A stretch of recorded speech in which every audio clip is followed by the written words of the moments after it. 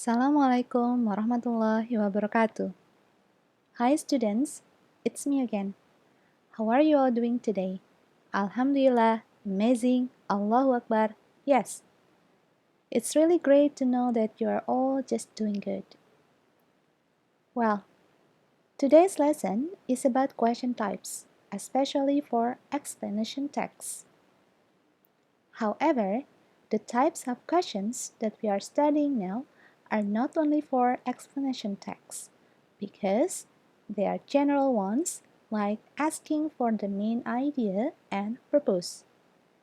Jadi hari ini kita akan belajar tentang jenis-jenis pertanyaan untuk explanation text.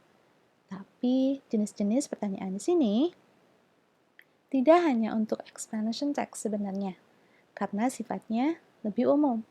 Jadi, pertanyaan-pertanyaan yang akan kita bahas kali ini itu bisa juga akan antum temui di pertanyaan-pertanyaan di soal teks yang lain seperti report text, recount text, narrative text, and so on. Oke. Nah, coba kita lihat yuk tipe-tipe pertanyaannya seperti apa. Jenis pertanyaan yang umum, contohnya adalah the main idea and purpose questions. Jadi pertanyaan yang berkaitan dengan gagasan utama dan tujuan. Kemudian explicit and implicit questions. Pertanyaan yang tersirat dan tersurat. Kemudian word meaning questions. Pertanyaan yang berkaitan dengan arti kata. Oke. Nah, untuk yang pertama, kita akan bahas tentang main idea. We need to understand the main idea when we are reading.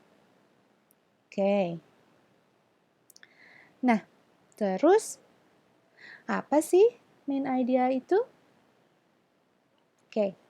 Secara bahasa, main idea adalah ide pokok atau gagasan utama. Terus, di mana ya kita bisa menemukan main idea? Oke, that's a good question. Main idea bisa kita temukan di setiap paragraf, karena setiap paragraf terdiri dari satu main idea dan beberapa supporting details. Gagasan utama dalam paragraf layaknya seperti sebuah mangkok besar, dan sifatnya general atau lebih luas. Nah, dalam mangkok tersebut berisi beraneka macam makanan. Kita bisa lihat, mangkok ini dinamakan dengan main idea, dan apa yang ada di dalamnya itu adalah supporting details. Jadi, gagasan pada mangkok tersebut kemudian diisi oleh kalimat-kalimat pelengkapnya atau pendukungnya yang sifatnya lebih spesifik, yang disebut dengan supporting details. Jadi, bisa kita tarik kesimpulan bahwa main idea adalah gagasan utama yang kemudian dikembangkan oleh kalimat pendukungnya.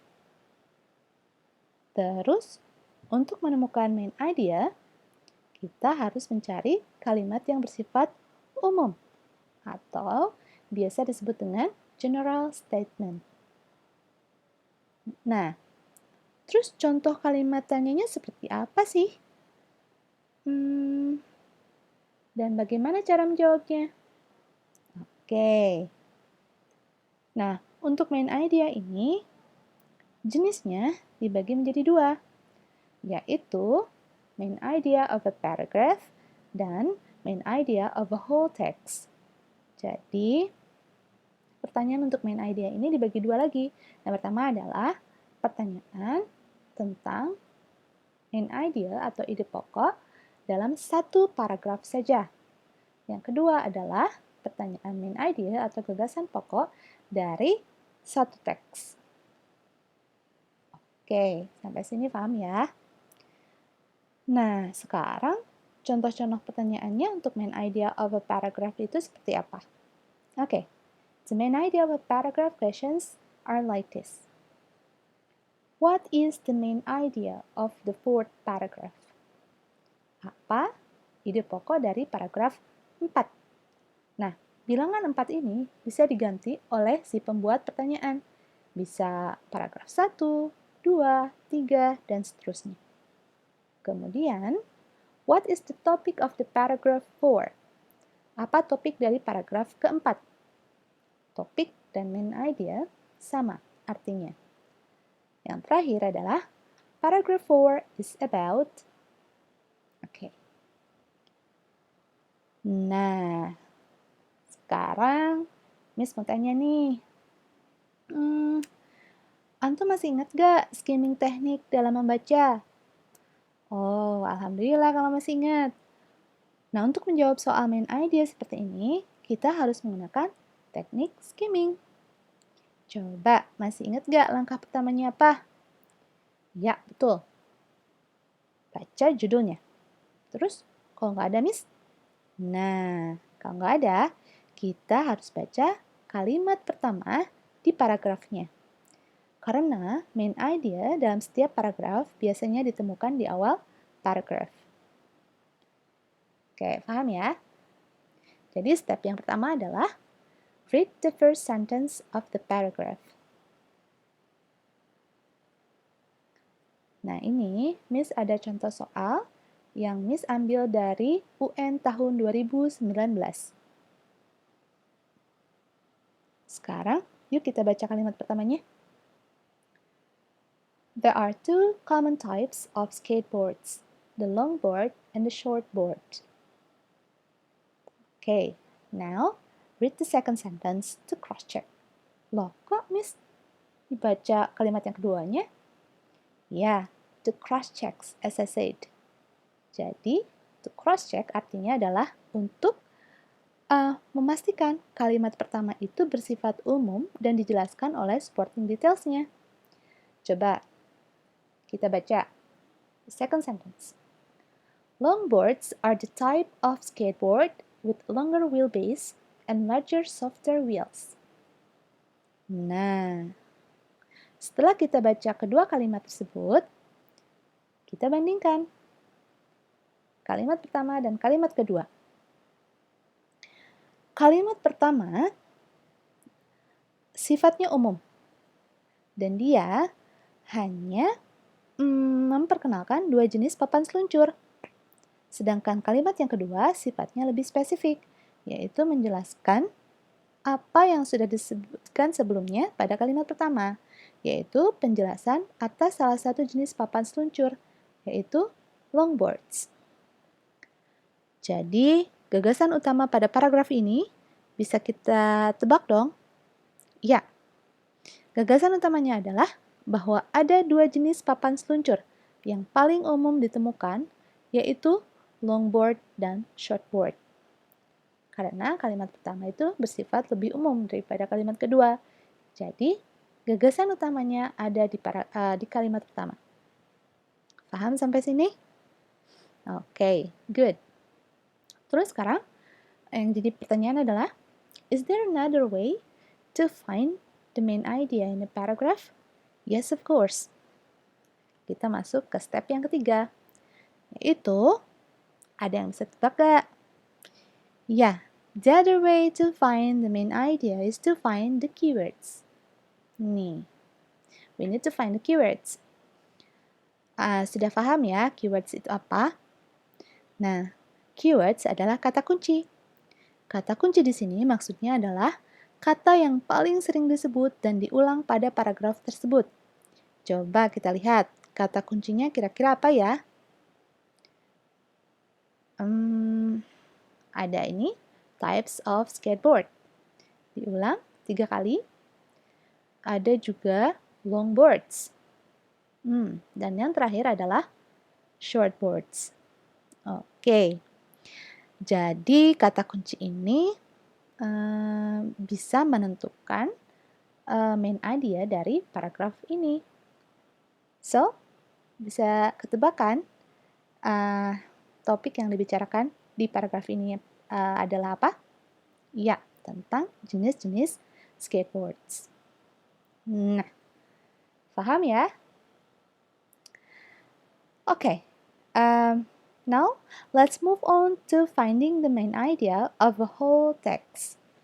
Tadi kan mencari ide pokok di satu paragraf. Sekarang, bagaimana mencari ide pokok di satu teks? Kita lihat. Pertama, yang harus kita ketahui adalah contoh-contoh pertanyaannya seperti apa. Yuk, kita simak. Okay, the main idea of a whole text questions are like, what is the main idea of the text? What is the topic of the text? What is the subject of the text? What is the main point of the passage? Which of the following would be the best title for the passage? Nah, passage itu apa sih? Passage itu sama dengan teks, yang artinya adalah teks. Oke. Nah, teknik membaca yang kita gunakan pastinya sama, yaitu teknik skimming. Langkah yang pertama adalah dengan apa ya? Ada yang bisa nebak gak? Langkah pertama apa? Okay, to find the main idea of a whole text, the first step that you must do is read the last paragraph. Loh, kok Miss? Read the last paragraph? Iya, karena ketika kita mencari ide pokok dari keseluruhan teks, main idenya bisa kita temukan di kalimat kesimpulan. Coba, di mana ya kita bisa menemukan kesimpulan? Yap, di paragraf terakhir. Oke, let's move on. So, this is the text that I took from the UN questions in 2019. Jadi masih sama, Miss ambil dari soal UN tahun 2019. Kita langsung baca paragraf terakhirnya yuk. Dan kan ada beberapa paragraf ya, 1, 2, 3, 4, 5, dan 6. Berarti ini adalah paragraf terakhir. Yuk kita baca. From the facts above, it is clear that bullying is wrong, and it only brings negative impacts. Nah, ungkapan from the facts above itu adalah mengindikasikan bahwa paragraf tersebut adalah paragraf kesimpulan. Kenapa? Karena kalimat tersebut berisi argumen mengapa bullying adalah hal yang buruk dan tidak patut dilakukan. Oke, nah kebetulan teks ini ada kesimpulannya. Nah, bagaimana kalau tidak ada kesimpulan? You need to find the main idea of each paragraph. Jadi, yang harus antum lakukan adalah mencari gagasan utama dari setiap paragraf, seperti yang sudah kita lakukan sebelumnya. Jadi, antum membaca paragraf 1, 2, 3, 4, 5, dan 6. Oke. Nah,